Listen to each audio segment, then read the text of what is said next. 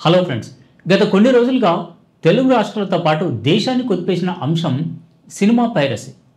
ఈ సినిమా పైరసీకి పాల్పడినటువంటి ఇమ్మతి రవిని cyber crime పోలీసులు అరెస్టు చేయడంతోనే ఈ అంశం సంచలనంగా మారింది. నిజంగా పైరసీ చేయడం అనేది చట్టపరంగా నేరం. కాకపోతే ఇమ్మతి రవి సామాన్యులకు ఎంటర్టైన్మెంట్ను దగ్గర చేశారు అనేటటువంటి ఒక కోణంలో ప్రజలంతా ఆయనను హీరోగా చూడడం మొదలైంది. ఈ తెలుగు రాష్ట్రాల్లో ఇమ్మతి రవి అంటే ఇప్పుడు ఒక హీరో. అటు సినిమా కోణంలో మాత్రం అతను ఒక విలన్. రవి నేరం చేశారని కొంతమంది, కాదు అతను సినిమాను సామాన్యులకు దగ్గర చేసినటువంటి దేవుడు అంటూ మరికొంతమంది పొగుడుతున్నారు. ఇప్పుడు రవి మద్దతుదారులు సినీ ఇండస్ట్రీకి కొన్ని ప్రశ్నలు సంధిస్తున్నారు. అవేంటంటే, థియేటర్లకు ప్రేక్షకులను దూరం చేసింది ఎవరు? సినీ ఇండస్ట్రీ పెద్దలు కాదా అంటూ ప్రశ్నిస్తున్నారు. అది ఎలా అంటే, వాళ్ళు సంధించినటువంటి కొన్ని ప్రశ్నలను మీ దృష్టికి తెస్తారు. మొదటి ప్రశ్న ఏంటంటే, థియేటర్లలో పార్కింగ్ ఫీజులు భారీగా ఎందుకు పెంచారు? అటు పాప్కార్న్ లాంటి చిరుతిళ్ళ రేట్లు ఎందుకంత విపరీతంగా వసూలు చేస్తున్నారు?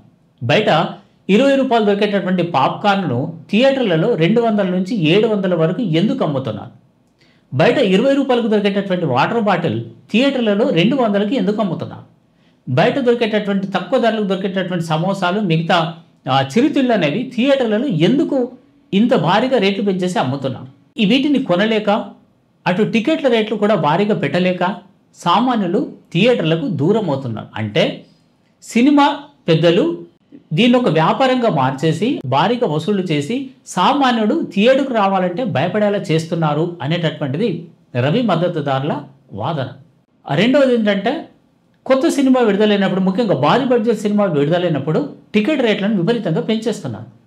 సో ఎందుకు పెంచేస్తున్నారు టికెట్ రేట్లు అనేది మరో ప్రశ్న. అటు ప్రభుత్వాలు కూడా దీనికి గ్రీన్ సిగ్నల్ ఇస్తున్నాయి.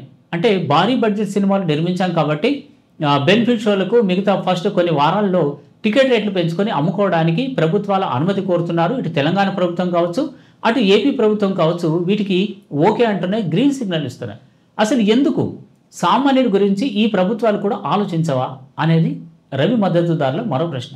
ఈ భారీ సినిమాలు అనేవి ఎవరి కోసం, ఎందుకోసం అంత భారీ సినిమాలు నిర్మిస్తున్నారు?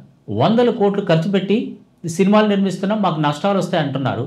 మరి ఆ భారీ బడ్జెట్ సినిమాలు ఎవరి కోసం? అందులో దాదాపు 70 నుంచి 80% వరకు రెమ్యునరేషన్లను హీరోలు, డైరెక్టర్లు, మ్యూజిక్ డైరెక్టర్లు, హీరోయిన్లు, ఇట్లా కొంతమందికి, ఒక 4-5కి మాత్రమే 70 నుంచి 80% రెమ్యునరేషన్ ఇచ్చి మిగతా ఒక 20-30% సినిమా తీసి దాన్ని జనాల మీద రుద్దుతామంటే ఎవరు ఊరుకుంటారు అనేది రవి మద్దతుదారుల ప్రశ్న. ఇటు ప్రభుత్వాలు అనేవి అటు సినీ ఇండస్ట్రీ కోణంలోనే ఆలోచిస్తున్నాయి. అంటే వాళ్ళు మేము భారీ బడ్జెట్ సినిమాలు తీసాం, మాకు నష్టాలు వస్తాయి, రేట్లు పెంచుకుంటానమనగానే అనుమతిస్తున్నాయి. మరి సామాన్యుల కోణంలో ఎందుకు ఆలోచించడం లేదు? సామాన్యులకు వినోదాన్ని దూరం చేస్తున్నది ఎవరు? అంటే ఇటు సినీ ఇండస్ట్రీ, అటు ప్రభుత్వాలు, ఈ రెండు కారణం అనేటటువంటి వీరి వాదన. ఇంకా మరికొన్ని ప్రశ్నలు సంధిస్తున్నాయి. ఇప్పుడు రవిని పొగిడితే ఒక నేరస్తుని, ఒక హీరోని చేస్తారా, దేవుడిగా చూస్తారా అని సినీ ఇండస్ట్రీ పెద్దలు ప్రశ్నిస్తున్నారు. సినిమాల్లో మీరు చేస్తున్నది ఏమిటి అని ప్రశ్నిస్తున్నారు. ఏంటంటే, ఫర్ ఎగ్జాంపుల్ పుష్ప 2లో ఉంది, అక్కడ స్మగ్లర్ అంటే ఎర్రచందనం స్మగ్లర్ను ఒక హీరోగా చూపించారు. సో అలా ఎందుకు చూపించారు? అతని ముందు చట్టం అనేది చేతగానిలాగా మారిపోయింది, అతన్ని ఆ హీరోని చేశారు.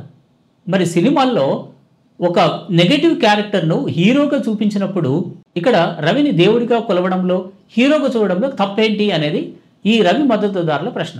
ఇక కొన్ని సినిమాలు ఎలా ఉంటున్నాయంటే, డబుల్ మీనింగ్ డైలాగులు, పచ్చి బూతులు, ఇవన్నింటినీ జనం మీద రుద్దుతున్నారు అనేది వారి వాదన.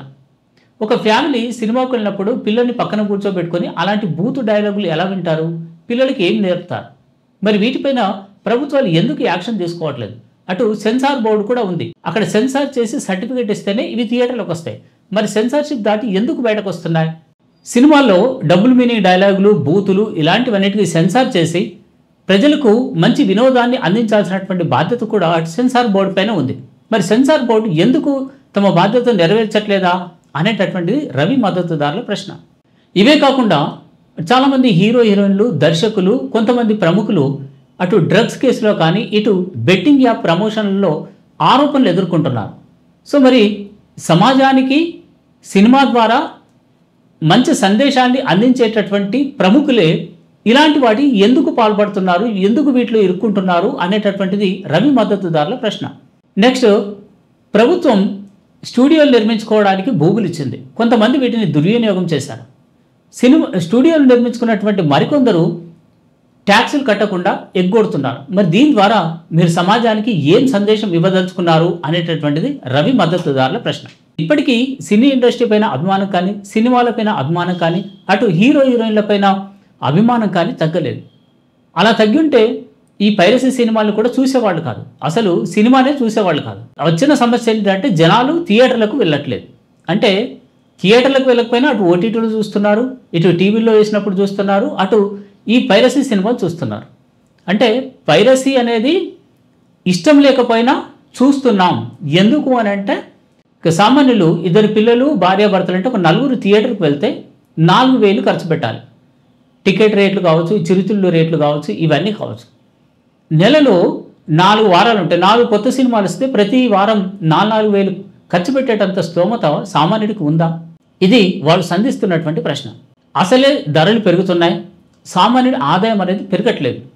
అలాంటప్పుడు థియేటర్లకు రప్పించడానికి సినీ ఇండస్ట్రీ పెద్దలు రకరకాలైనటువంటి మార్గాలు వెతకాల్సినటువంటి అవసరం ఉంది.